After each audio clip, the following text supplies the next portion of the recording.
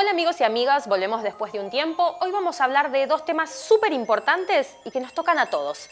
Flexibilización y precarización laboral. Vamos desde el principio. ¿Qué es esto de flexibilizar el trabajo? Es la herramienta que usa el neoliberalismo para cambiar la reglamentación laboral y recortar las conquistas y los derechos laborales que consiguieron los trabajadores durante años y años de lucha. Es algo que viene pasando desde hace décadas en todo el mundo. ¿Qué es lo que se flexibiliza? Las condiciones para contratar y despedir, la jornada laboral, la diversidad de tareas y las remuneraciones. Entonces, lo primero que tenés que saber es que flexibilizar implica un cambio en la relación entre capital y trabajo para el beneficio exclusivo del primero. Vacaciones, obra social o asistencia médica, aguinaldo, pago de horas extras, sindicalización, son algunos de los derechos que fueron atacando, incluso hasta querer borrarlos. La flexibilización es una de las formas que adopta la precarización laboral, que es esto de trabajar en peores condiciones. Otras formas pueden ser el trabajo informal o no registrado, o incluso formas de asociación como las que usan plataformas digitales. ¿Qué dicen los defensores del neoliberalismo? Porque la mayoría de los videos subidos a YouTube dicen que flexibilizar es algo bueno porque le permite al empresario contratar y despedir cuando quiera y eso lo incentivaría a invertir más en un país, cosa que en general no pasa. Pero lo increíble es que dicen que esto además es bueno para los trabajadores porque generaría más empleo y además les daría libertad para entrar y salir de un trabajo a otro. Claro, para los ricos es encantadora la idea de que te puedan despedir en cualquier momento sin que puedas proyectar absolutamente nada. Total, a ellos no les pasa nunca.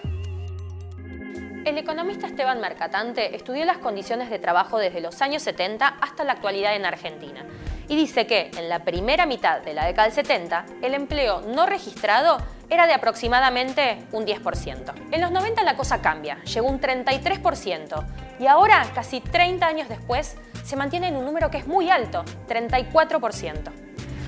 Es posible que acá abajo nos lleguen comentarios al estilo de se quejan porque los jóvenes no valoran el trabajo, o son todos unos vagos, o esto en los países desarrollados no pasa.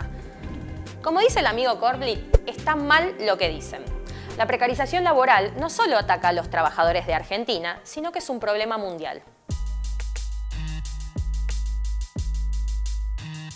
Chile está entre los países con jornadas laborales más extensas del mundo. En Brasil, los trabajadores no registrados cobran un 30% menos que los que están en blanco. Y para variar, los que peor la pasan son las mujeres y los negros.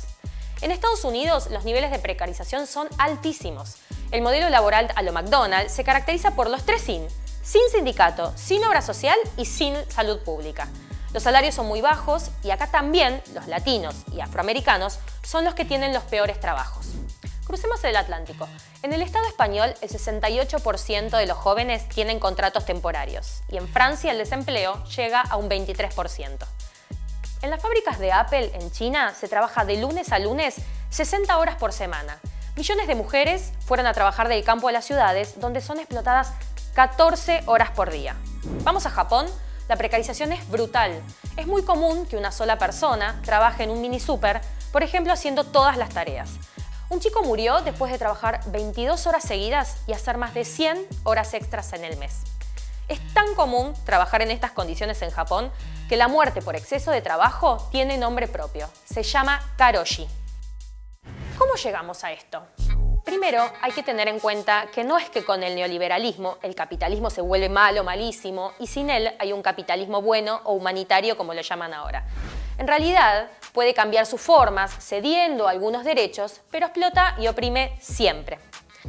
El neoliberalismo se extendió en la década de los 80 muy rápido con la ayuda de Estados Unidos e Inglaterra a través de reformas económicas, políticas y sociales.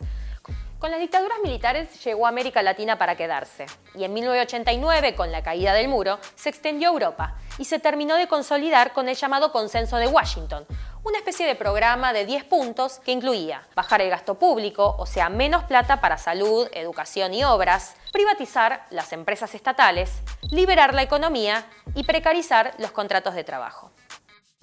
Fue en ese momento que el FMI y el Banco Mundial empezaron a tener muchísimo poder controlando las economías nacionales.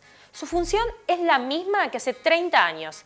Prestan plata a cambio de jugosos intereses y para poder cobrar exigen planes de ajuste que incluyan reformas jubilatorias, fiscales y laborales. Todo esto fue atacando las históricas conquistas de la clase trabajadora.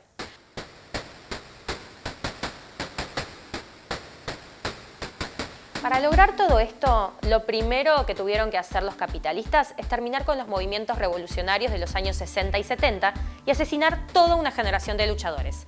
Un ejemplo bien claro es en Argentina. La dictadura en 1976 lo primero que hizo fue reformar la ley de contrato de trabajo. Tacharon 27 artículos y modificaron 99, pero lo más importante es que los trabajadores tercerizados quedaban desprotegidos. La consecuencia es que en la década siguiente aumentó la pobreza, la precarización y el desempleo. En los años 90 la situación volvió a empeorar.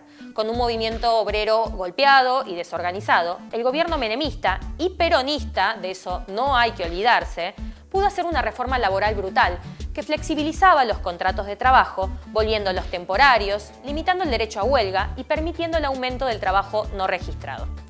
Se pusieron de moda los llamados contratos basura, y ningún gobierno cambió esta situación. Incluso en los últimos 15 años, es decir, con el kirchnerismo y el macrismo, la precarización, sobre todo entre los jóvenes, se convirtió en un problema estructural. Ok, ya sabemos que la flexibilización laboral empeoró las condiciones de trabajo y de vida de trabajadores de todo el mundo. Pero no te vayas y presta atención, porque lo que sigue es muy importante. Estaba leyendo el libro Rebelde o Precarizada de Nicolás del Caño, que para quienes no lo conocen es dirigente del Frente de Izquierda y del Partido de Trabajadores Socialistas en Argentina. Bueno, en este libro dice que detrás del neoliberalismo, la precarización y el avance de la flexibilización, el objetivo último de los capitalistas es dividir a la clase trabajadora y por lo tanto debilitarla. ¿Por qué quieren hacer esto? El mundo está dividido entre un pequeño número de hombres y mujeres ricas y la gran mayoría de la población que trabaja. 3.500 millones de personas, que son los que básicamente hacen funcionar al mundo. Nunca, en toda su historia, la clase trabajadora fue tan grande y tan internacional como ahora. Por eso, necesitan dividirla. Si no, mira, están los que trabajan en blanco, los trabajadores no registrados, los cuentapropistas, los monotributistas, y que no queden afuera las millones de mujeres dedicadas a las tareas domésticas, que sí, trabajan gratis. Para que tengan una idea, los dirigentes sindicales solo representan a los primeros, a los que están en blanco, dejando al resto completamente desprotegidos. También se dividen entre ocupados y desocupados, privados o estatales, nativos e inmigrantes, y entre los más antiguos y los nuevos que pagan derecho de piso.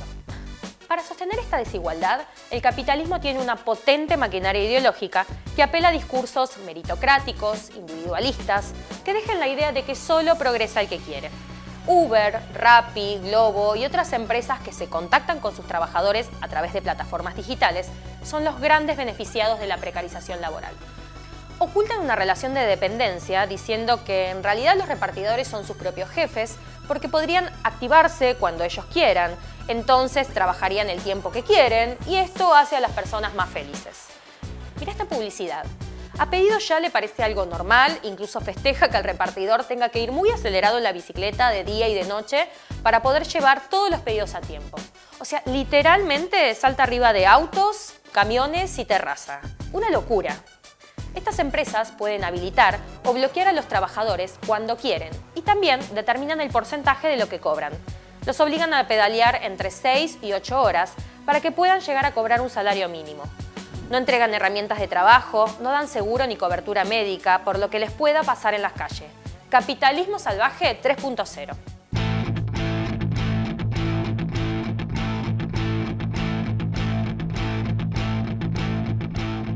Hoy Chile despertó y América Latina está completamente convulsionada.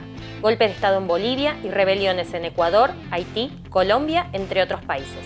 Hay muchísimos ejemplos de cómo a lo largo de la historia se peleó con huelgas salvajes, movilizaciones y acciones urbanas, organizándose.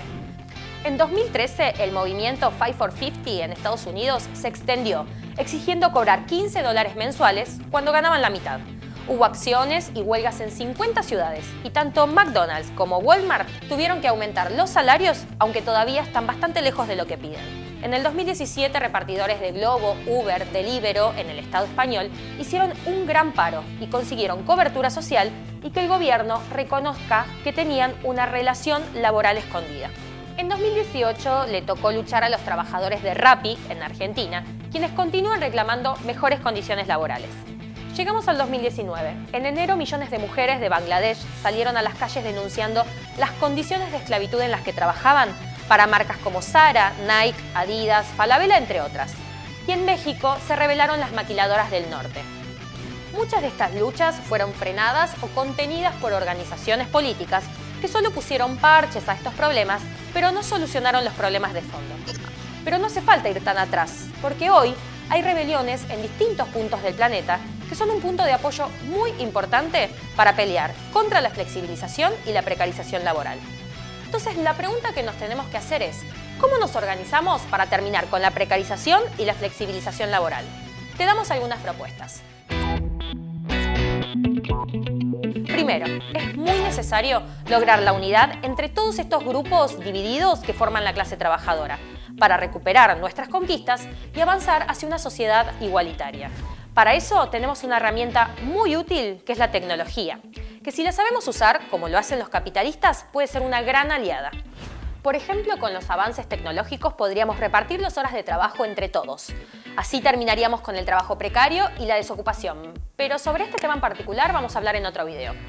Y la segunda propuesta, y no menos importante, es que hay que organizarse políticamente para hacerle frente al verdadero enemigo, el sistema capitalista y la clase social que lo sostiene. Y si esto no es lucha de clases, entonces, ¿qué es? Y no lo digo yo, lo dice el hipermultimillonario Warren Buffett, que cuando le preguntaron si realmente existía, dijo: la lucha de clases existe y mi clase es la que va ganando. No van a decir que este señor es zurdo o marxista, ¿no? Déjanos tu comentario, testimonio, porque seguramente ustedes, amigos o familia, conocen lo que es tener un trabajo precario. Por ejemplo, yo tuve que terminar la carrera de historia con 3 trabajos distintos a la vez.